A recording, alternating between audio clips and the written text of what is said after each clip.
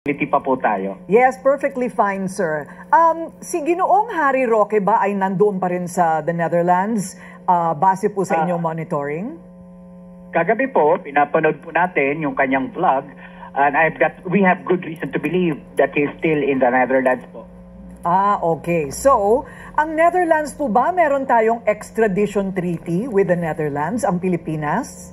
Upon checking po ay wala po tayong extradition treaty with regards to the Netherlands. Okay. Pero marami hong pamamaraan para po mapabalik si Ginoong Roque dito. Ngayong meron na ho tayong request for Interpol Red Notice.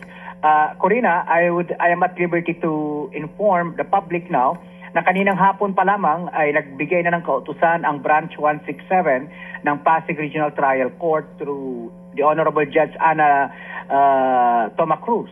Kinansila na po ang pasaporte ni Ginoong Roque, ni Binibining Catherine Cassandra Leong, ni Binibining Ronaldin Baterna at ni Ginoong Dennis Cunanan. Sa pagkakakansila po na ito ng kanilang mga pasaporte, lalo na sa parte ni Ginoong Roque, mas mapapabilis na po siguro ang pag-grant ng red notice sa gobyerno natin. Ayun, okay. So, para lang po klaro, this is for human trafficking. Ano po ba yung eksaktong kaso ni Ginoong Roque? Kasi ang dami pong nagkakasuhan ngayon, baka nalilito na po kaming lahat. Dalawa ang kaso ni Ginoong Roque. Yung una po ay yung warrant of arrest na nilabas po ng Angeles Regional Trial Court. That is for qualified trafficking in persons.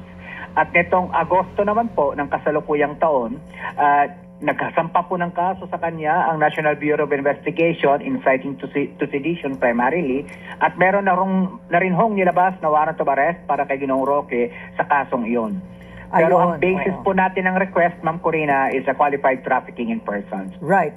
Yung desisyon po para makansela ang kanyang pasaporte ay nagmula or originates from the Philippine government.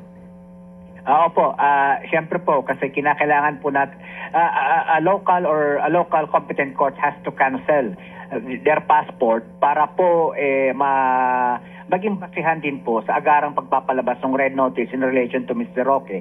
Kanina nga po, ipinagbigay alam sa atin ng Department of Justice sa pamamagitan ni Undersecretary Nicholas Felix T. na kanselado na po ang passport ng 4 na mga nabanggit ng mga individual.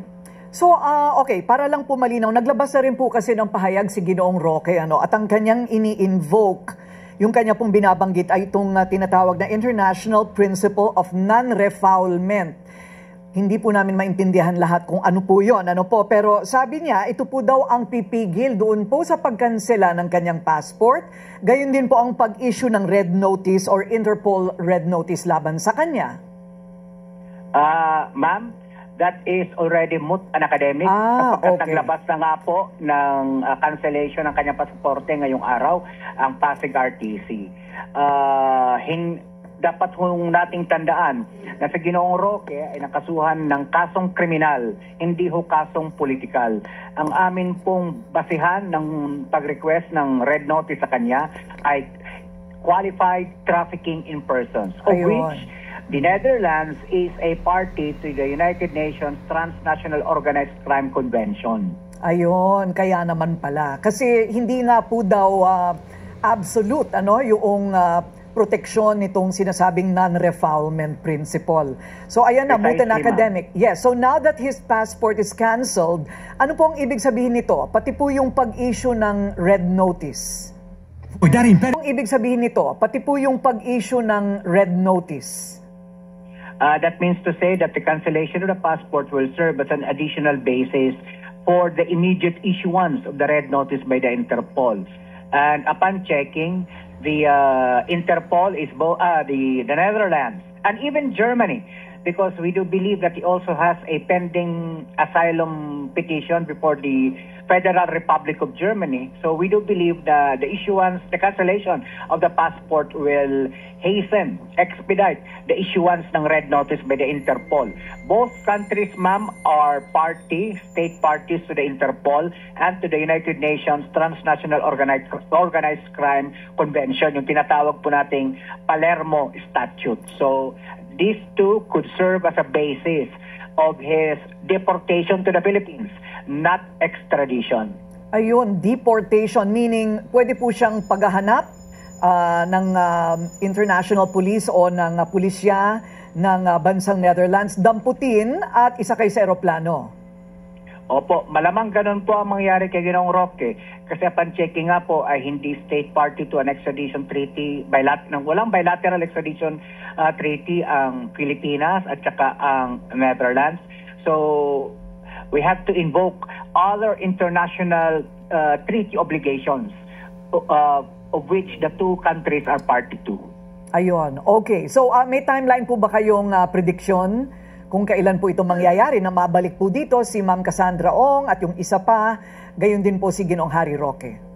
Ma'am, with regards to Miss Cassandra Ong and to Miss Baterna, Ronelyn Baterna, kami po ay nakikiusap kung maaring sila ay magboluntaryong mag-surrender na po sapagkat pinahihirapan po nila at pinaliliit ang kanilang iniikutang espasyo habang sila ay nagtatago.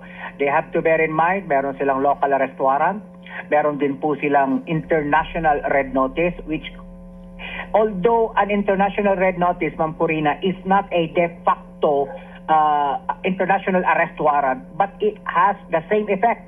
Kasi po, inihingi po ng Pilipinas ang kooperasyon ng host country, in this case for Mr. Roque ay Netherlands or Germany, para i-effect yung kanyang arrest, no? So pinaliliit lamang po nila ang kanilang mundo. At some point they will still have to face the cases filed against them. So, but have you received any communication from the host countries, say Germany or Netherlands, tungkol po sa kooperasyon na ito na inyo pong hinihintay mula sa kanila? Ma'am, gawa ng kanina po lamang lumabas yung court order ng Pasig Regional Trial Court Branch 167. Ang unang gagawin po dyan, ang protocol ay kinakailangan mabigyan po ng kopya ang ating Department of Foreign Affairs, at ang Department of Foreign Affairs po ang magpapacilitate ng cancellation ng passport. Because under the expanded and revised passport code, passport law, ang DFA po ang merong regulatory power to cancel the said passport. At ang requisite naman po doon ay yung court order lang po. Meron na po tayo noon. Ayun, okay. So antabay po kami sa mga susunod na kabanata.